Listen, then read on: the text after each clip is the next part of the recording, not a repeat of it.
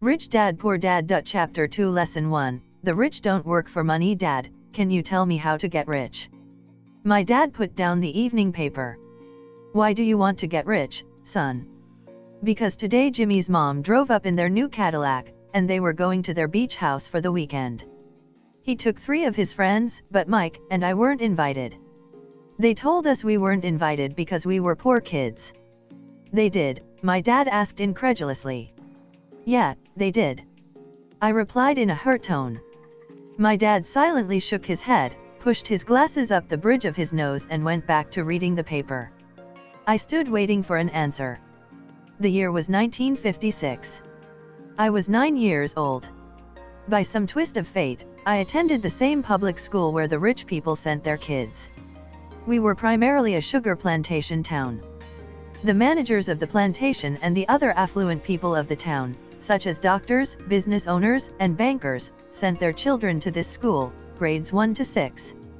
After grade 6, their children were generally sent off to private schools. Because my family lived on one side of the street, I went to this school.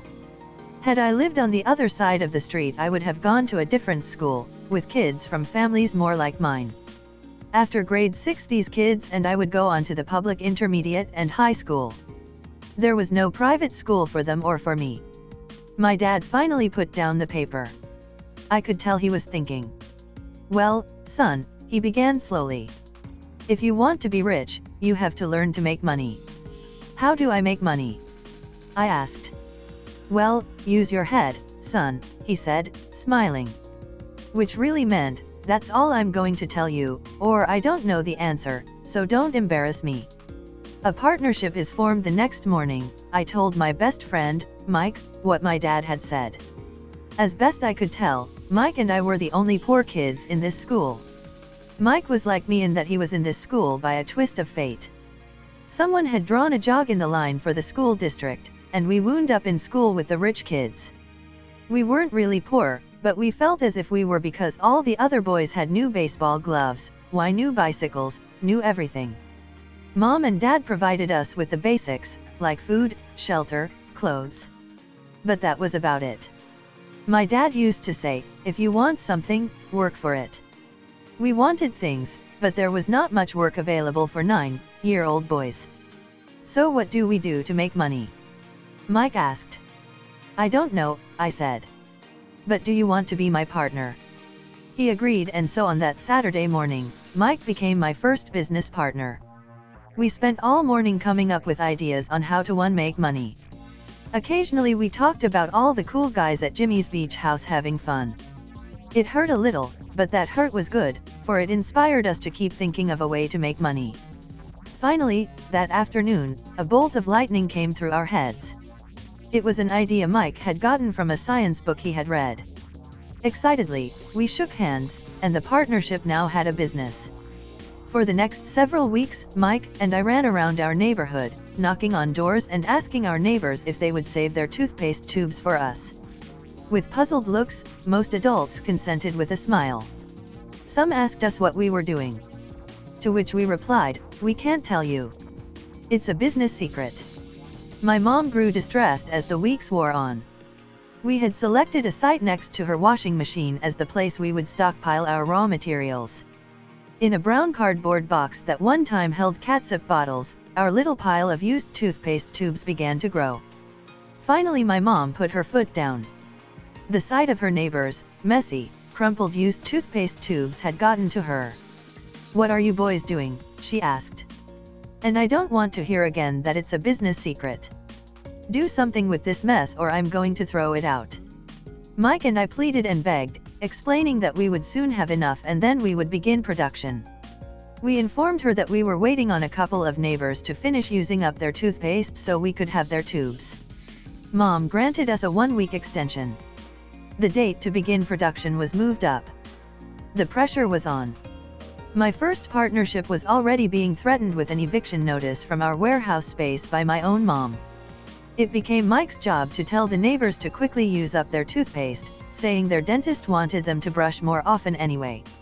I began to put together the production line. One day my dad drove up with a friend to see 2 9-year-old boys. in the driveway with a production line operating at full speed. There was fine white powder everywhere. On a long table were small milk cartons from school, and our family's hibachi grill was glowing with red-hot coals at maximum heat. Dad walked up cautiously, having to park the car at the base of the driveway, since the production line blocked the carport. As he and his friend got closer, they saw a steel pot sitting on top of the coals, with the toothpaste tubes being melted down. In those days, toothpaste did not come in plastic tubes. The tubes were made of lead. So once the paint was burned off, the tubes were dropped in the small steel pot, melted until they became liquid, and with my mom's pot holders we were pouring the lead through a small hole in the top of the milk cartons. The milk cartons were filled with plaster of Paris. The white powder everywhere was the plaster before we mixed it with water. In my haste, I had knocked the bag over, and the entire area looked like it had been hit by a snowstorm. The milk cartons were the outer containers for plaster of Paris molds. My dad and his friend watched as we carefully poured the molten lead through a small hole in the top of the plaster of Paris cube. "Careful," my dad said. I nodded without looking up. Finally, once the pouring was through, I put the steel pot down and smiled at my dad. "What are you boys doing?" he asked with a cautious smile. "We're doing what you told me to do." "We're going to be rich," I said. "Yup," said Mike, grinning and nodding his head. "We're partners." "And what is in those plaster molds?" Dad asked. "Watch," I said. "This should be a good batch." With a small hammer, I tapped at the seal that divided the cube in half. Cautiously, I pulled up the top half of the plaster mold and a lead nickel fell out. "Oh, my God," my dad said. "You're casting nickels out of lead." "That's right," Mike said. "We doing as you told us to do. We're making money." My dad's friend turned and burst into laughter. My dad smiled and shook his head. Along with a fire and a box of spent toothpaste tubes, in front of him were two little boys covered with white dust and smiling from ear to ear. He asked us to put everything down and sit with him on the front step of our house. With a smile, he gently explained what the word counterfeiting meant. Our dreams were dashed. "You mean this is illegal?" asked Mike in a quivering voice. "Let them go," my dad's friend said. "They might be developing a natural talent." My dad glared at him. "Yes, it is illegal," my dad said gently. "But you boys have shown great creativity and original thought. Keep going. I'm really proud of you." Disappointed, Mike and I sat in silence for about 20 minutes before we began cleaning up our mess. The business was over on opening day. Sweeping the powder up, I looked at Mike and said, "I guess Jimmy and his friends are right. We are poor." My father was just leaving as I said that. "Boys," he said. "You're only poor if you give up. The most important thing is that you did something. Most people only talk and dream of getting rich. You've done something. I'm very proud of the two of you. I will say it again. Keep going. Don't quit." Mike and I stood there in silence. They were nice words, but we still did not know what to do. "So how come you're not rich, Dad?" I asked. "Because I chose to be a school teacher. School teachers really don't think about being rich. We just like to teach. I wish I could help you, but I really don't know how to make money." Mike and I turned and continued our cleanup. "I know," said my dad. "If you boys want to learn how to be rich, don't ask me. Talk to your dad, Mike." "My dad?" asked Mike with a scrunched up face. "Yeah, your dad," repeated my dad with a smile. "Your dad and I have the same banker, and he raves about your father. He's told me several times that your father is brilliant when it comes to making money." "My dad?" Mike asked again in disbelief. "Then how come we don't have a nice car and a nice house like the rich kids at school?" "A nice car and a nice house does not necessarily mean you're rich or you know how to make money," my dad replied. "Jimmy's dad works for the sugar plantation. He's not much different from me. He works for a company, and I work for the government. The company buys the car for him. The sugar company is in financial trouble, and Jimmy's dad may soon have nothing. Your dad is different, Mike. He seems to be building an empire, and I suspect in a few years he will be a very rich man. With that, Mike and I got excited again. With new vigor, we began cleaning up the mess caused by our now defunct first business. As we were cleaning, we made plans on how and when to talk to Mike's dad. The problem was that Mike's dad worked long hours and often did not come home until late. His father owned warehouses, a construction company, a chain of stores, and 3 restaurants. It was the restaurants that kept him out late. Mike caught the bus home after we had finished cleaning up. He was going to talk to his dad when he got home that night and ask him if he would teach us how to become rich. Mike promised to call as soon as he had talked to his dad, even if it was late. The phone rang at 8:30 p.m. Okay, I said. Next Saturday. And put the phone down. Mike's dad had agreed to meet with Mike and me. At 7:30 Saturday morning, I caught the bus to the poor side of town. The lessons begin, I'll pay you 10 cents an hour. Even by 1956 pay standards, 10 cents an hour was low. Michael and I met with his dad that morning at 8 o'clock. He was already busy and had been at work for more than an hour.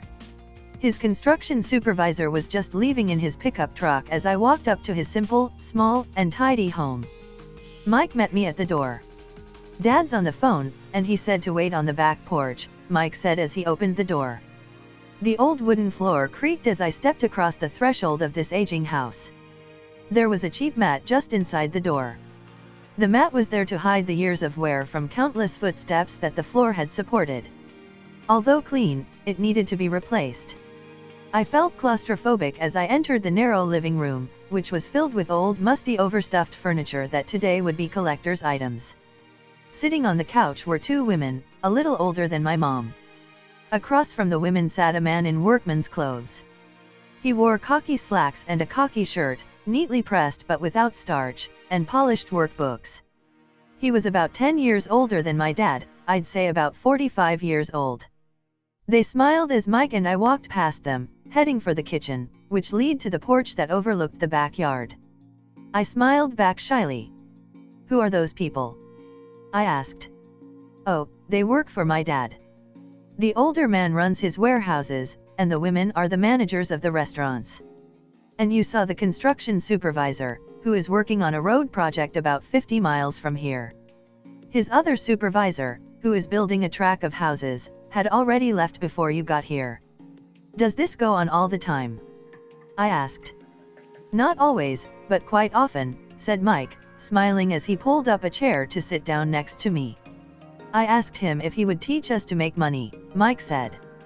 Oh, and what did he say to that? I asked with cautious curiosity. Well, he had a funny look on his face at first, and then he said he would make us an offer. Oh, I said, rocking my chair back against the wall. I sat there perched on 2 rear legs of the chair. Mike did the same thing. Do you know what the offer is? I asked. No, but we'll soon find out. Suddenly, Mike's dad burst through the rickety screen door and onto the porch. Mike and I jumped to our feet, not out of respect but because we were startled. Ready, boys? Mike's dad asked as he pulled up a chair to sit down with us. We nodded our heads as we pulled our chairs away from the wall to sit in front of him. He was a big man, about 6 feet tall and 200 pounds. My dad was taller, about the same weight, and 5 years older than Mike's dad. They sort of looked alike, though not of the same ethnic makeup. Maybe their energy was similar. Mike says you want to learn to make money? Is that correct, Robert? I nodded my head quickly, but with a little intimidation. He had a lot of power behind his words and smile. Okay, here's my offer. I'll teach you, but I won't do it classroom style. You work for me, I'll teach you. You don't work for me, I won't teach you. I can teach you faster if you work, and I'm wasting my time if you just want to sit and listen, like you do in school. That's my offer. Take it or leave it. May I ask a question first? I asked. No. Take it or leave it. I've got too much work to do to waste my time. If you can't make up your mind decisively, then you'll never learn to make money anyway. Opportunities come and go. Being able to know when to make quick decisions is an important skill. You have an opportunity that you asked for. School is beginning or it's over in 10 seconds, Mike's dad said with a teasing smile. Take it, I said. Take it, said Mike. Good, said Mike's dad. Mrs. Martin will be by in 10 minutes. After I'm through with her, you ride with her to my superette and you can begin working. I'll pay you 10 cents an hour and you will work for 3 hours every Saturday. But I have a softball game today, I said. Mike's dad lowered his voice to a stern tone. Take it or leave it. I'll take it, I replied, choosing to work and learn instead of playing softball. 30 cents later, by 9 a.m. on a beautiful Saturday morning, Mike and I were working for Mrs. Martin. She was a kind and patient woman. She always said that Mike and I reminded her of her 2 sons who were grown and gone. Although kind, she believed in hard work and she kept us working. She was a taskmaster. We spent 3 hours taking canned goods off the shelves and, with a feather duster, brushing each can to get the dust off, and then restacking them neatly. It was excruciatingly boring work. Mike's dad, whom I call my rich dad, owned 9 of these little superettes with large parking lots.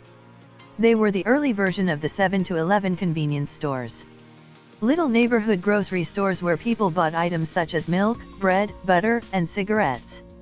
The problem was, this was Hawaii before air conditioning, and the stores could not close its doors because of the heat. On 2 sides of the store, the doors had to be wide open to the road and parking lot. Every time a car drove by or pulled into the parking lot, dust would swirl and settle in the store. Hence, we had a job for as long as there was no air conditioning. For 3 weeks, Mike and I reported to Mrs. Martin and worked our 3 hours. By noon, our work was over, and she dropped 3 little dimes in each of our hands. Now, even at the age of 9 in the mid-1950s, 30 cents was not too exciting.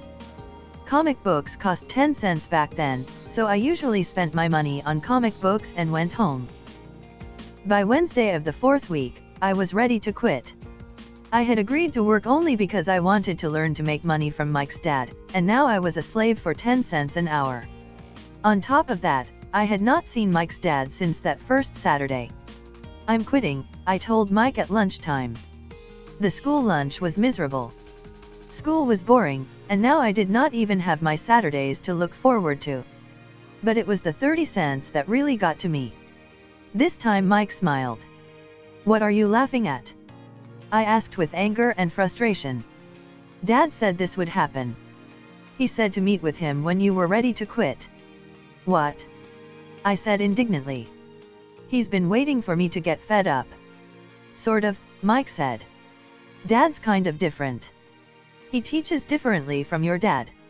Your mom and dad lecture a lot. My dad is quiet and a man of few words. You just wait till this Saturday. I'll tell him you're ready. You mean I've been set up? No, not really, but maybe. Dad will explain on Saturday. Waiting in line on Saturday, I was ready to face him and I was prepared. Even my real dad was angry with him. My real dad, the one I call the poor one, thought that my rich dad was violating child labor laws and should be investigated. My educated poor dad told me to demand what I deserve. At least 25 cents an hour. My poor dad told me that if I did not get a raise, I was to quit immediately. You don't need that damned job anyway, said my poor dad with indignity. At 8 o'clock Saturday morning, I was going through the same rickety door of Mike's house. Take a seat and wait in line, Mike's dad said as I entered. He turned and disappeared into his little office next to a bedroom. I looked around the room and did not see Mike anywhere. Feeling awkward, I cautiously sat down next to the same 2 women who were there 4 weeks earlier. They smiled and slid across the couch to make room for me. 45 minutes went by, and I was steaming. The 2 women had met with him and left 30 minutes earlier. An older gentleman was in there for 20 minutes and was also gone. The house was empty, and I sat out in his musty dark living room on a beautiful sunny Hawaiian day, waiting to talk to a cheapskate who exploited children. I could hear him rustling around the office, talking on the phone, and ignoring me. I was now ready to walk out, but for some reason I stayed. Finally, 15 minutes later, at exactly 9 o'clock, Rich Dad walked out of his office, said nothing, and signaled with his hand for me to enter his dingy office. I understand you want a raise or you're going to quit, Rich Dad said as he swiveled in his office chair. Well, you're not keeping your end of the bargain, I blurted out nearly in tears. It was really frightening for a 9-year-old boy to confront a grown-up. You said that you would teach me if I worked for you. Well, I've worked for you. I've worked hard. I've given up my baseball games to work for you. And you don't keep your word. You haven't taught me anything. You are a crook like everyone in town thinks you are. You're greedy. You want all the money and don't take care of your employees. You make me wait and don't show me any respect. I'm only a little boy, and I deserve to be treated better. Rich Dad rocked back in his swivel chair, hands up to his chin, somewhat staring at me. It was like he was studying me.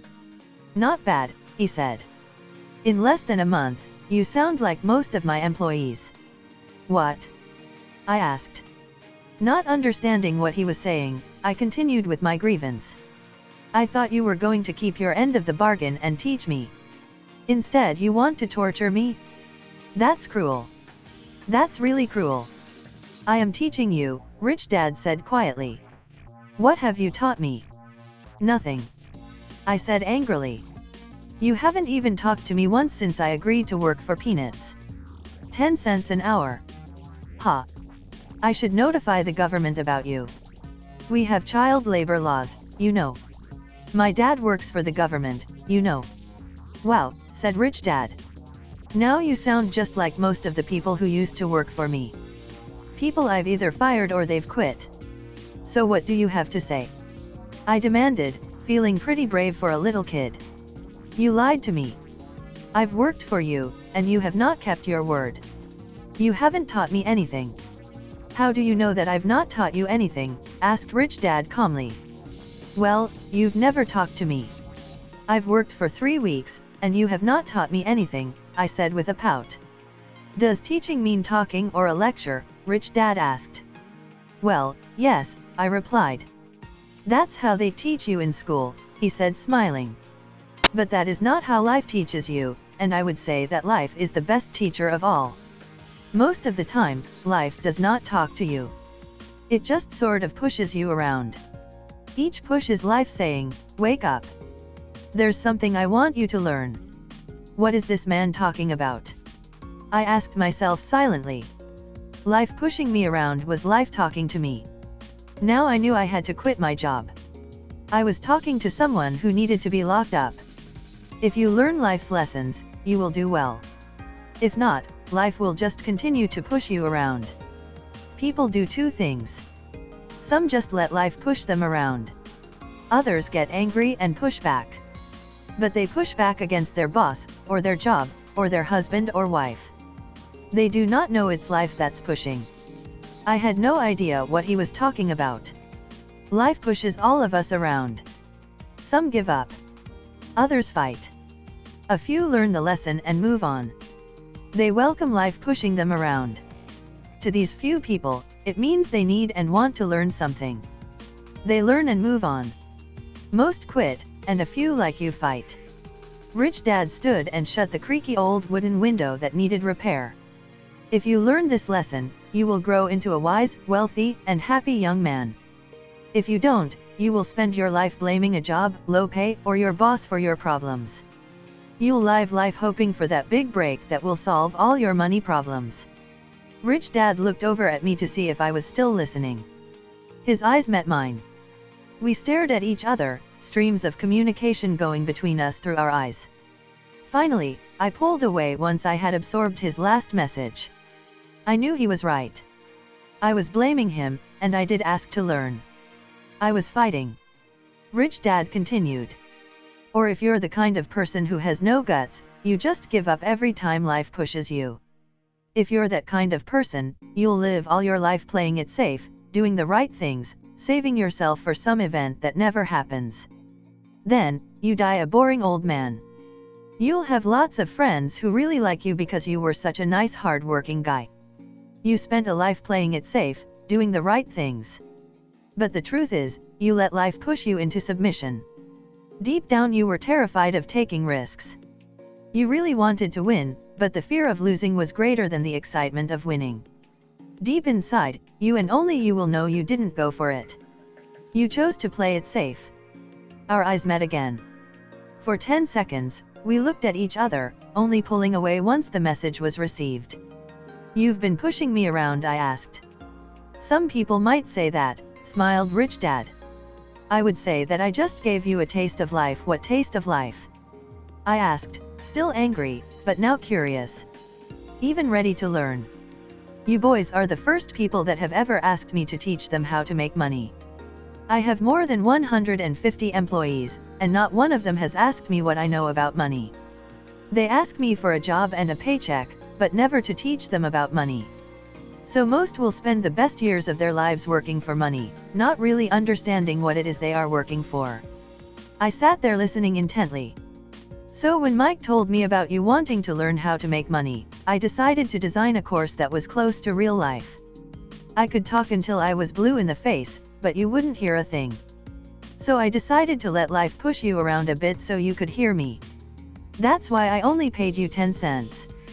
So what is the lesson I learned from working for only 10 cents an hour?" I asked. "That you're cheap and exploit your workers." Rich Dad rocked back and laughed heartily.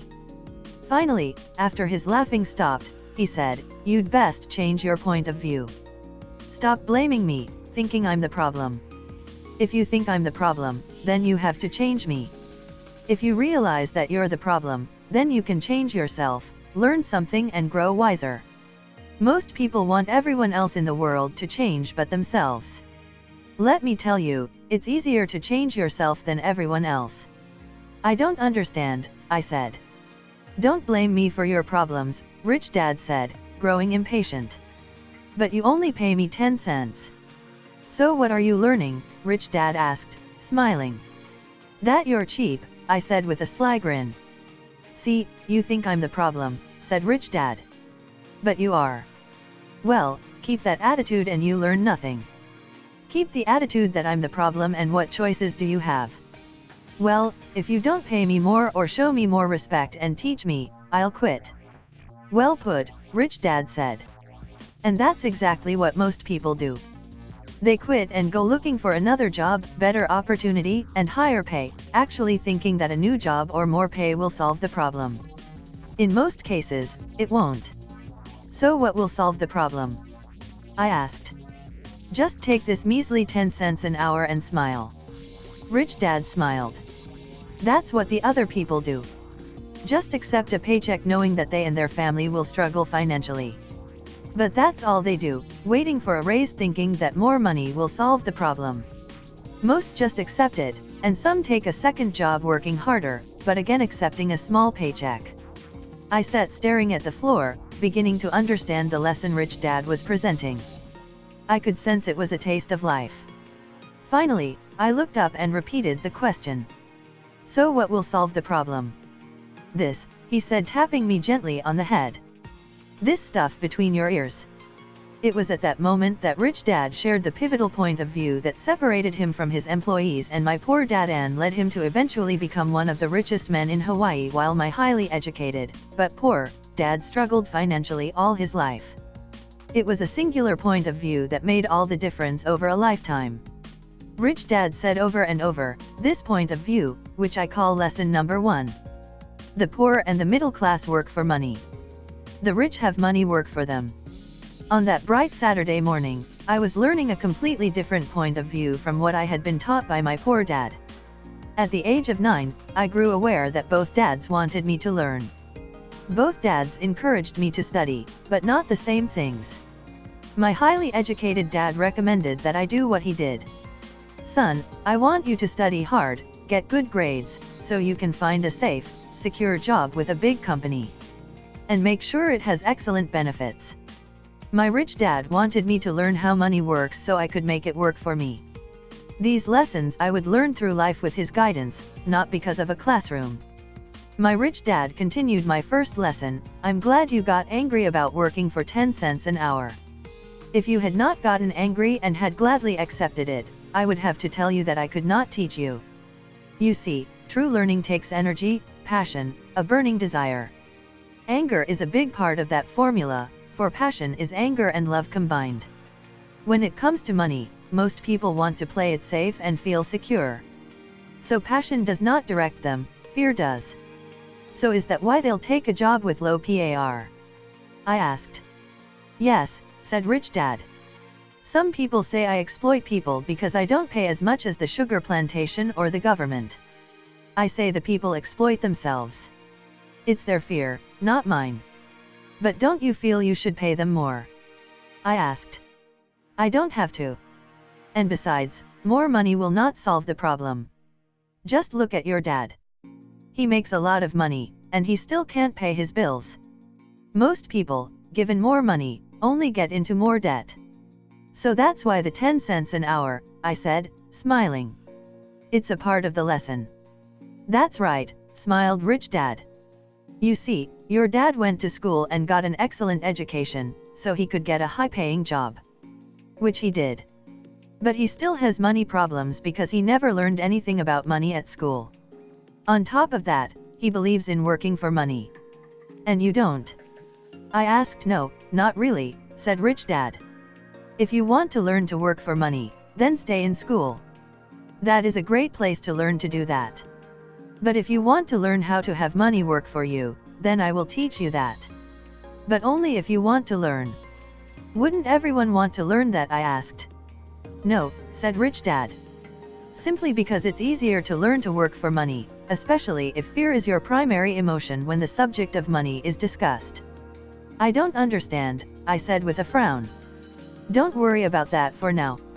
Just know that it's fear that keeps most people working at a job. The fear of not paying their bills. The fear of being fired.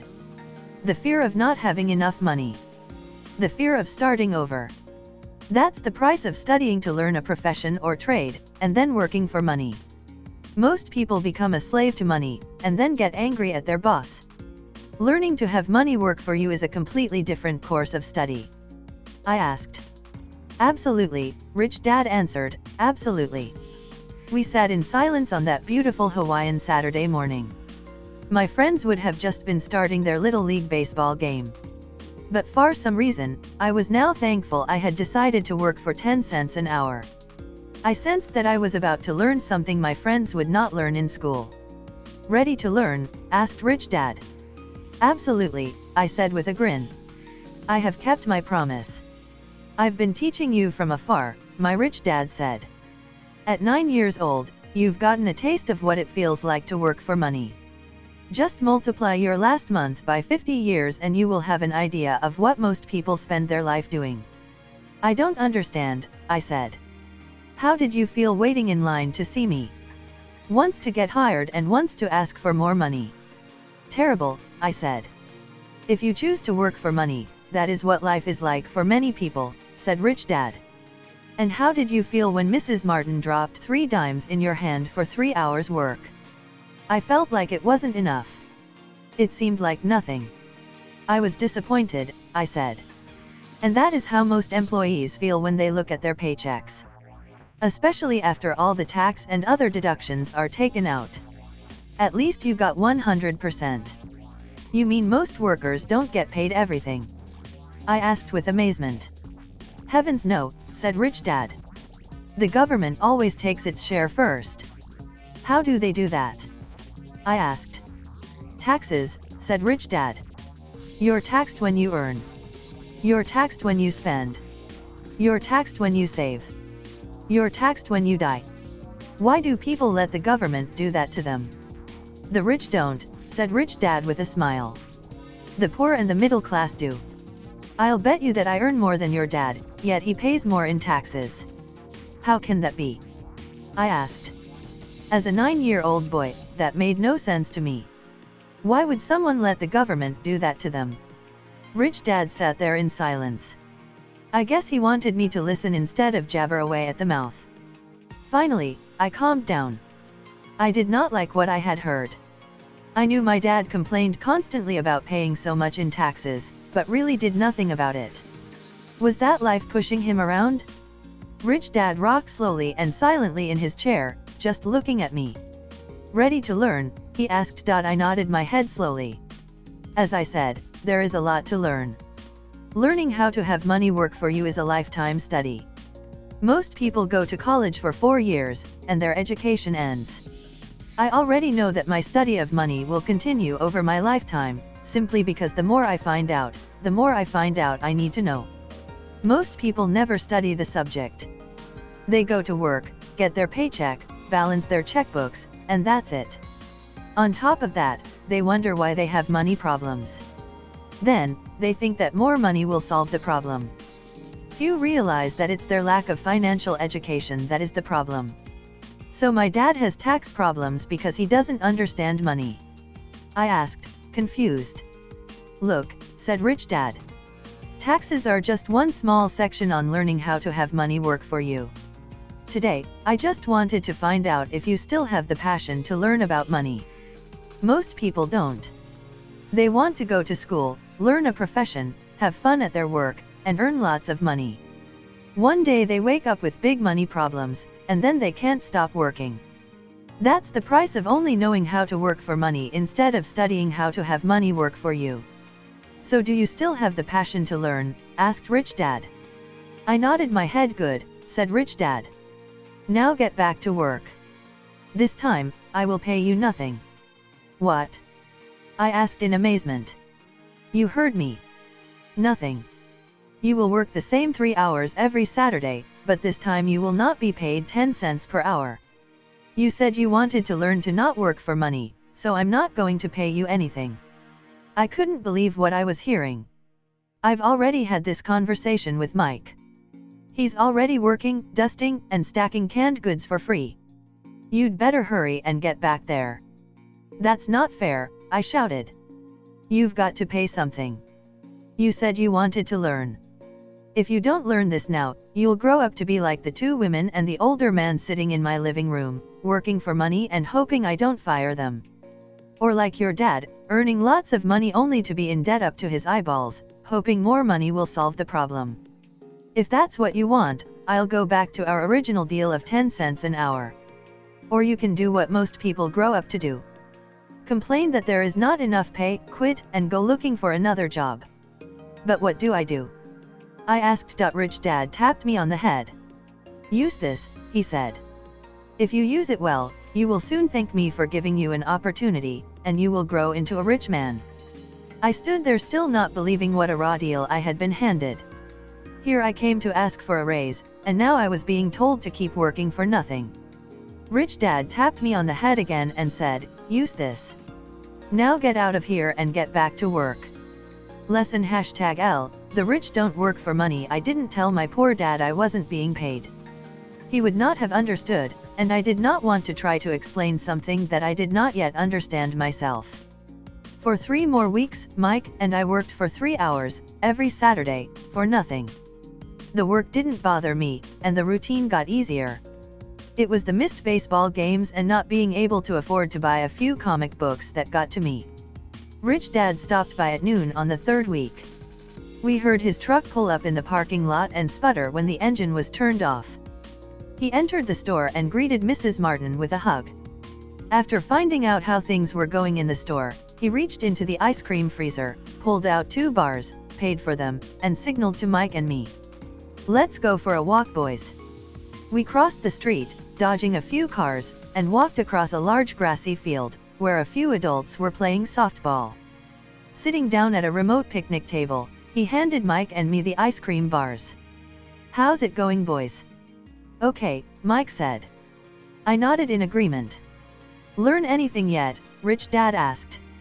Mike and I looked at each other, shrugged our shoulders and shook our heads in unison. Avoiding one of life's biggest traps. Well, you boys had better start thinking. You're staring at one of life's biggest lessons. If you learn the lesson, you'll enjoy a life of great freedom and security. If you don't learn the lesson, you'll wind up like Mrs. Martin and most of the people playing softball in this park.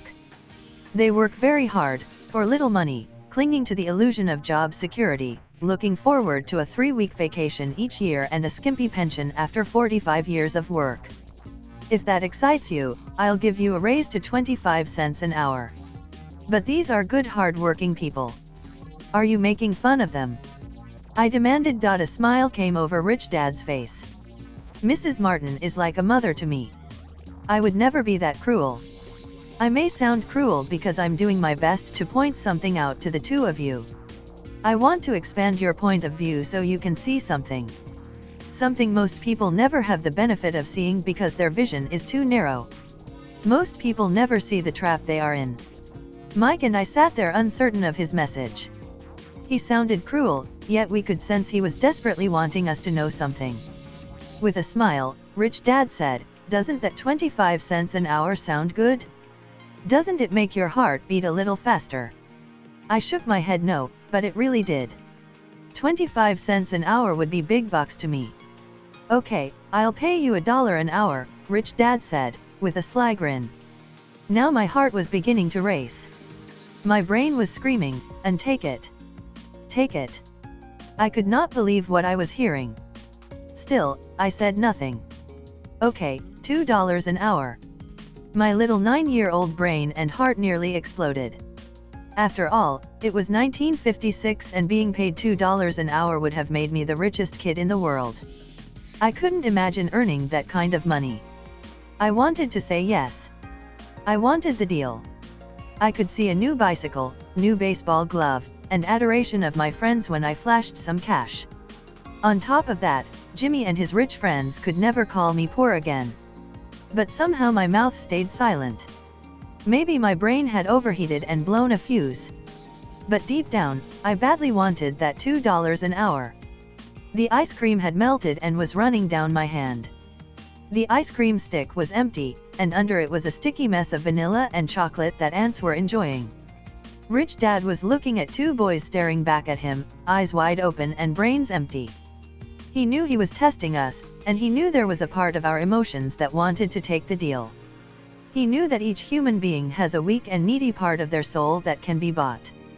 And he knew that each human being also had a part of their soul that was strong and filled with a resolve that could never be bought. It was only a question of which one was stronger. He had tested thousands of souls in his life. He tested souls every time he interviewed someone for a job. "Okay, $5 an hour." Suddenly there was a silence from inside me. Something had changed. The offer was too big and had gotten ridiculous. Not too many grown-ups in 1956 made more than $5 an hour. The temptation disappeared, and a calm set in. Slowly I turned to my left to look at Mike. He looked back at me. The part of my soul that was weak and needy was silenced. The part of me that had no price took over. There was a calm and a certainty about money that entered my brain and my soul. I knew Mike had gotten to that point also. "Good," Rich Dad said softly. "Most people have a price. And they have a price because of human emotions named fear and greed. First, the fear of being without money motivates us to work hard, and then once we get that paycheck, greed or desire starts us thinking about all the wonderful things money can buy. The pattern is then set." "What pattern?" I asked. "The pattern of get up, go to work, pay bills, get up, go to work, pay bills." Their lives are then run forever by two emotions, fear and greed. Offer them more money, and they continue the cycle by also increasing their spending. This is what I call the rat race. "There is another way?" Mike asked. "Yes," said Rich Dad slowly. "But only a few people find it." "And what is that way?" Mike asked. "That's what I hope you boys will find out as you work and study with me. That is why I took away all forms of pay." "Any hints?" Mike asked. "We're kind of tired of working hard, especially for nothing." "Well, the first step is telling the truth," said Rich Dad. "We haven't been lying," I said. "I did not say you were lying. I said to tell the truth," Rich Dad came back. "The truth about what?" I asked. "How you're feeling," Rich Dad said. "You don't have to say it to anyone else. Just yourself." "You mean the people in this park, the people who work for you, Mrs. Martin, they don't do that?" I asked. "I doubt it," said Rich Dad. "Instead, they feel the fear of not having money. Instead of confronting the fear, they react instead of think. They react emotionally instead of using their heads, Rich Dad said, tapping us on our heads. Then, they get a few bucks in their hands, and again the emotion of joy and desire and greed take over, and again they react, instead of think. So their emotions do their thinking. Mike said that's correct, said Rich Dad. Instead of telling the truth about how they feel, they react to their feeling, fail to think. They feel the fear, they go to work, hoping that money will soothe the fear, but it doesn't. That old fear haunts them, and they go back to work, hoping again that money will calm their fears, and again it doesn't. Fear has them in this trap of working, earning money, working, earning money, hoping the fear will go away. But every day they get up, and that old fear wakes up with them. For millions of people, that old fear keeps them awake all night, causing a night of turmoil and worry. So they get up and go to work, hoping that a paycheck will kill that fear gnawing at their soul. Money is running their lives, and they refuse to tell the truth about that. Money is in control of their emotions and hence their souls. Rich Dad sat quietly, letting his words sink in. Mike and I heard what he said, but really did not understand fully what he was talking about. I just knew that I often wondered why grown-ups hurried off to work. It did not seem like much fun, and they never looked that happy, but something kept them hurrying off to work. Realizing we had absorbed as much as possible of what he was talking about, Rich Dad said, I want you boys to avoid that trap. That is really what I want to teach you. Not just to be rich, because being rich does not solve the problem. It doesn't. I asked, surprised. No, it doesn't. Let me finish the other emotion, which is desire. Some call it greed, but I prefer desire. It is perfectly normal to desire something better, prettier, more fun or exciting. So people also work for money because of desire. They desire money for the joy they think it can buy. But the joy that money brings is often short-lived, and they soon need more money for more joy, more pleasure, more comfort, more security. So they keep working, thinking money will soothe their souls that is troubled by fear and desire. But money cannot do that. Even rich people. Mike asked. Rich people included, said Rich Dad. In fact, the reason many rich people are rich is not because of desire but because of fear. They actually think that money can eliminate that fear of not having money, of being poor, so they amass tons of it only to find out the fear gets worse. They now fear losing it. I have friends who keep working even though they have plenty. I know people who have millions who are more afraid now than when they were poor. They're terrified of losing all their money. The fears that drove them to get rich got worse. That weak and needy part of their soul is actually screaming louder. They don't want to lose the big houses, the cars, the high life that money has bought them. They worry about what their friends would say if they lost all their money. Many are emotionally desperate and neurotic, although they look rich and have more money. So is a poor man happier? I asked. No, I don't think so, replied Rich Dad. The avoidance of money is just as psychotic as being attached to money. As if on cue, the town derelict went past our table, stopping by the large rubbish can and rummaging around in it. The three of us watched him with great interest, when before we probably would have just ignored him. Rich Dad pulled $1 out of his wallet and gestured to the older man. Seeing the money, the derelict came over immediately, took the bill, thanked Rich Dad profusely and hurried off ecstatic with his good fortune. He's not much different from most of my employees, said Rich Dad.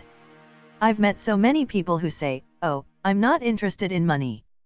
Yet they'll work at a job for 8 hours a day. That's a denial of truth. If they weren't interested in money, then why are they working?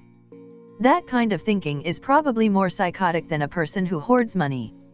As I sat there listening to my Rich Dad, my mind was flashing back to the countless times my own dad said, I'm not interested in money. He said those words often. He also covered himself by always saying, I work because I love my job. So what do we do? I asked. Not work for money until all traces of fear and greed are gone. No, that would be a waste of time, said Rich Dad. Emotions are what make us human. Make us real.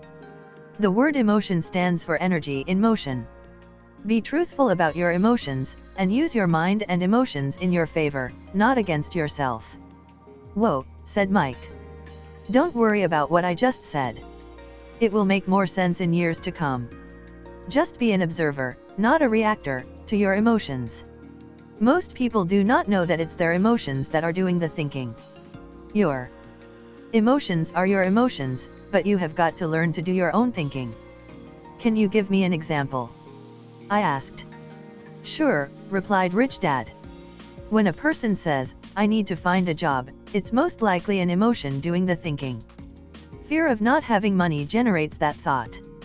But people do need money if they have bills to pay, I said. Sure they do, smiled Rich Dad. All I'm saying is that it's fear that is all too often doing the thinking. I don't understand, said Mike. For example, said Rich Dad. If the fear of not having enough money arises, instead of immediately running out to get a job so they can earn a few bucks to kill the fear, they instead might ask themselves this question. Will a job be the best solution to this fear over the long run? In my opinion, the answer is no, especially when you look over a person's lifetime. A job is really a short-term solution to a long-term problem. But my dad is always saying, stay in school, get good grades, so you can find a safe, secure job. I spoke out, somewhat confused. Yes, I understand he says that, said Rich Dad, smiling. Most people recommend that, and it's a good idea for most people. But people make that recommendation primarily out of fear. You mean my dad says that because he's afraid? Yes, said Rich Dad. He's terrified that you won't be able to earn money and won't fit into society. Don't get me wrong. He loves you and wants the best for you. And I think his fear is justified. An education and a job are important. But it won't handle the fear. You see, that same fear that makes him get up in the morning to earn a few bucks is the fear that is causing him to be so fanatical about you going to school. So what do you recommend? I asked. I want to teach you to master the power of money. Not be afraid of it. And they don't teach that in school. If you don't learn it, you become a slave to money. It was finally making sense. He did want us to widen our views. To see what Mrs. Martin could not see, his employees could not see, or my dad for that matter. He used examples that sounded cruel at the time, but I've never forgotten them. My vision widened that day, and I could begin to see the trap that lay ahead for most people. You see, we're all employees ultimately. We just work at different levels, said Rich Dad. I just want you boys to have a chance to avoid the trap. The trap caused by those two emotions, fear and desire. Use them in your favor, not against you. That's what I want to teach you. I'm not interested in just teaching you to make a pile of money. That won't handle the fear or desire. If you don't first handle fear and desire, and you get rich, you'll only be a high-paid slave. So how do we avoid the trap? I asked. The main cause of poverty or financial struggle is fear and ignorance, not the economy or the government or the rich. It's self-inflicted fear and ignorance that keeps people trapped. So you boys go to school and get your college degrees. I'll teach you how to stay out of the trap. The pieces of the puzzle were appearing. My highly educated dad had a great education and a great career. But school never told him how to handle money or his fears. It became clear that I could learn different and important things from two fathers. So you've been talking about the fear of not having money. How does the desire of money affect our thinking? Mike asked. How did you feel when I tempted you with a pay raise? Did you notice your desires rising? We nodded our heads. By not giving in to your emotions, you were able to delay your reactions and think. That is most important. We will always have emotions of fear and greed. From here on in, it is most important for you to use those emotions to your advantage and for the long term, and not simply let your emotions run you by controlling your thinking. Most people use fear and greed against themselves. That's the start of ignorance.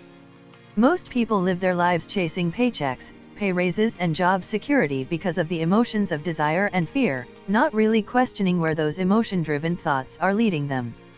It's just like the picture of a donkey, dragging a cart, with its owner dangling a carrot just in front of the donkey's nose. The donkey's owner may be going where he wants to go, but the donkey is chasing an illusion. Tomorrow there will only be another carrot for the donkey. You mean the moment I began to picture a new baseball glove, candy, and toys, that's like a carrot to a donkey? Mike asked. Yeah. And as you get older, your toys get more expensive. A new car, a boat, and a big house to impress your friends, said Rich Dad with a smile. Fear pushes you out the door, and desire calls to you, enticing you toward the rocks. That's the trap. So what's the answer? Mike asked. What intensifies fear and desire is ignorance. That is why rich people with lots of money often have more fear the richer they get. Money is the carrot, the illusion. If the donkey could see the whole picture, it might rethink its choice to chase the carrot. Rich Dad went on to explain that a human's life is a struggle between ignorance and illumination. He explained that once a person stops searching for information and knowledge of oneself, ignorance sets in. That struggle is a moment-to-moment decision to learn to open or close one's mind. Look, school is very, very important. You go to school to learn a skill or profession so as to be a contributing member of society. Every culture needs teachers, doctors, mechanics, artists, cooks, business people, police officers, firefighters, soldiers. Schools train them so our culture can thrive and flourish, said Rich Dad. Unfortunately, for many people, school is the end, not the beginning. There was a long silence. Rich Dad was smiling. I did not comprehend everything he said that day. But as with most great teachers, whose words continue to teach for years, often long after they're gone, his words are still with me today. I've been a little cruel today, said Rich Dad. Cruel for a reason. I want you to always remember this talk. I want you to always think of Mrs. Martin. I want you always to think of the donkey.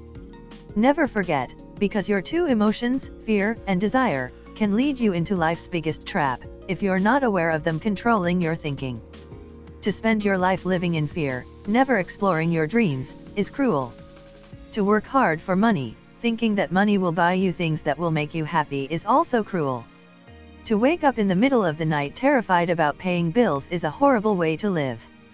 To live a life dictated by the size of a paycheck is not really a life. Thinking that a job will make you feel secure is lying to yourself. That's cruel, and that's the trap I want you to avoid, if possible.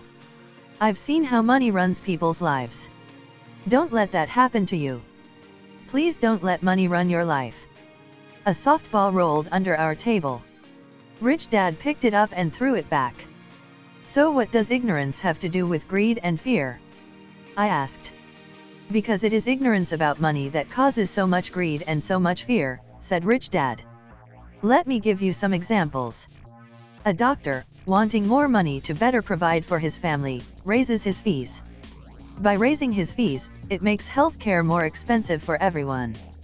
Now, it hurts the poor people the most, so poor people have worse health than those with money.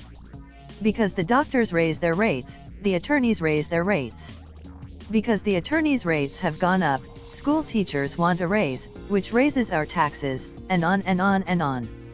Soon, there will be such a horrifying gap between the rich and the poor that chaos will break out and another great civilization will collapse. Great civilizations collapsed when the gap between the haves and have-nots was too great. America is on the same course, proving once again that history repeats itself, because we do not learn from history. We only memorize historical dates and names, not the lesson. Aren't prices supposed to go up? I asked. Not in an educated society with a well-run government. Prices should actually come down. Of course, that is often only true in theory. Prices go up because of greed and fear caused by ignorance.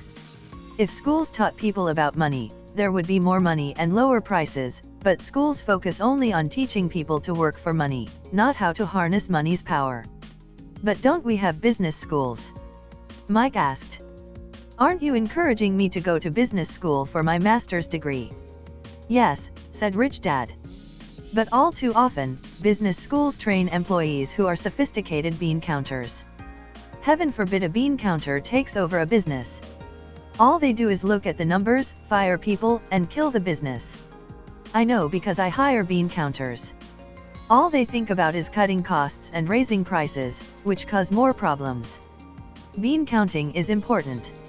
I wish more people knew it, but it, too, is not the whole picture, added Rich Dad angrily. So is there an answer? Asked Mike. Yes, said Rich Dad. Learn to use your emotions to think, not think with your emotions. When you boys mastered your emotions, first by agreeing to work for free, I knew there was hope. When you again resisted your emotions when I tempted you with more money, you were again learning to think in spite of being emotionally charged. That's the first step. Why is that step so important? I asked. Well, that's up to you to find out. If you want to learn, I'll take you boys into the briar patch. That place where almost everyone else avoids. I'll take you to that place where most people are afraid to go. If you go with me, you'll let go of the idea of working for money and instead learn to have money work for you. And what will we get if we go with you? What if we agree to learn from you? What will we get? I asked. The same thing Briar Rabbit got, said Rich Dad. Freedom from the tar baby. Is there a briar patch? I asked. Yes, said Rich Dad. The briar patch is our fear and our greed. Going into our fear and confronting our greed, our weaknesses, our neediness is the way out. And the way out is through the mind, by choosing our thoughts. Choosing our thoughts? Mike asked, puzzled. Yes. Choosing what we think rather than reacting to our emotions. Instead of just getting up and going to work to solve your problems, just because the fear of not having the money to pay your bills is scaring you. Thinking would be taking the time to ask yourself a question. A question like, is working harder at this the best solution to this problem? Most people are so terrified at not telling themselves the truth that fear is in control that they cannot think, and instead run out the door. Tar baby is in control. That's what I mean by choosing your thoughts. And how do we do that? Mike asked. That's what I will be teaching you. I'll be teaching you to have a choice of thoughts to consider, rather than knee-jerk reacting, like gulping down your morning coffee and running out the door. Remember what I said before, a job is only a short-term solution to a long-term problem. Most people have only one problem in mind, and it's short-term. It's the bills at the end of the month, the tar baby. Money now runs their lives. Or should I say the fear and ignorance about money. So they do as their parents did, get up every day and go work for money. Not having the time to say, is there another way? Their emotions now control their thinking, not their heads. Can you tell the difference between emotions thinking and the head thinking? Mike asked. Oh, yes. I hear it all the time, said Rich Dad. I hear things like, well, everyone has to work. Or the rich are crooks. Or I'll get another job. I deserve this raise. You can't push me around. Or I like this job because it's secure. Instead of, is there something I'm missing here, which breaks the emotional thought, and gives you time to think clearly. I must admit, it was a great lesson to be getting. To know when someone was speaking out of emotions or out of clear thought. It was a lesson that served me well for life. Especially when I was the one speaking out of reaction and not from clear thought. As we headed back to the store, Rich Dad explained that the rich really did make money. They did not work for it. He went on to explain that when Mike and I were casting 5-cent pieces out of lead, thinking we were making money, we were very close to thinking the way the rich think. The problem was that it was illegal for us to do it. It was legal for the government and banks to do it, but not us. He explained that there are legal ways to make money and illegal ways. Rich Dad went on to explain that the rich know that money is an illusion, truly like the carrot for the donkey. It's only out of fear and greed that the illusion of money is held together by billions of people thinking that money is real. Money is really made up. It was only because of the illusion of confidence and the ignorance of the masses that the house of cards stood standing. In fact, he said, in many ways the donkey's carrot was more valuable than money. He talked about the gold standard that America was on, and that each dollar bill was actually a silver certificate. What concerned him was the rumor that we would someday go off the gold standard and our dollars would no longer be silver certificates. When that happens, boys, all hell is going to break loose. The poor, the middle class and the ignorant will have their lives ruined simply because they will continue to believe that money is real and that the company they work for, or the government, will look after them. We really did not understand what he was saying that day, but over the years it made more and more sense. Seeing what others miss as he climbed into his pickup truck, outside of his little convenience store, he said, "Keep working, boys, but the sooner you forget about needing a paycheck, the easier your adult life will be. Keep using your brain, work for free, and soon your mind will show you ways of making money far beyond what I could ever pay you. You will see things that other people never see. Opportunities right in front of their noses. Most people never see these opportunities because they're looking for money and security, so that's all they get. The moment you see one opportunity, you will see them for the rest of your life. The moment you do that, I'll teach you something else. Learn this, and you'll avoid one of life's biggest traps. You'll never, ever, touch that tar baby." Mike and I picked up our things from the store and waved goodbye to Mrs. Martin. We went back to the park, to the same picnic bench, and spent several more hours thinking and talking. We spent the next week at school, thinking and talking. For 2 more weeks, we kept thinking, talking, and working for free. At the end of the second Saturday, I was again saying goodbye to Mrs. Martin and looking at the comic book stand with a longing gaze. The hard thing about not even getting 30 cents every Saturday was that I didn't have any money to buy comic books. Suddenly, as Mrs. Martin was saying goodbye to Mike and me, I saw something she was doing that I had never seen her do before. I mean, I had seen her do it, but I never took notice of it. Mrs. Martin was cutting the front page of the comic book in half. She was keeping the top half of the comic book cover and throwing the rest of the comic book into a large brown cardboard box. When I asked her what she did with the comic books, she said, "I throw them away. I give the top half of the cover back to the comic book distributor for credit when he brings in the new comics. He's coming in an hour." Mike and I waited for an hour. Soon the distributor arrived and I asked him if we could have the comic books. To which he replied, "You can have them if you work for this store and do not resell them." Our partnership was revived. Mike's mom had a spare room in the basement that no one used. We cleaned it out, and began piling hundreds of comic books in that room. Soon our comic book library was open to the public. We hired Mike's younger sister, who loved to study, to be head librarian. She charged each child 10 cents admission to the library, which was open from 2:30 to 4:30 p.m. every day after school. The customers, the children of the neighborhood, could read as many comics as they could in 2 hours. It was a bargain for them since a comic costs 10 cents each, and they could read 5 or 6 in 2 hours. Mike's sister would check the kids as they left, to make sure they weren't borrowing any comic books. She also kept the books, logging in how many kids showed up each day, who they were, and any comments they might have. Mike and I averaged $9.50 per week over a 3-month period. We paid his sister $1 a week and allowed her to read the comics for free, which she rarely did since she was always studying. Mike and F kept our agreement by working in the store every Saturday and collecting all the comic books from the different stores. We kept our agreement to the distributor by not selling any comic books. We burned them once they got too tattered. We tried opening a branch office, but we could never quite find someone as dedicated as Mike's sister we could trust. At an early age, we found out how hard it was to find good staff. 3 months after the library first opened, a fight broke out in the room. Some bullies from another neighborhood pushed their way in and started it. Mike's dad suggested we shut down the business. So our comic book business shut down, and we stopped working on Saturdays at the convenience store. Anyway, Rich Dad was excited because he had new things he wanted to teach us. He was happy because we had learned our first lesson so well. We had learned to have money work for us. By not getting paid for our work at the store, we were forced to use our imaginations to identify an opportunity to make money. By starting our own business, the comic book library, we were in control of our own finances, not dependent on an employer. The best part was that our business generated money for us, even when we weren't physically there. Our money worked for us. Instead of paying us money, Rich Dad had given us so much more.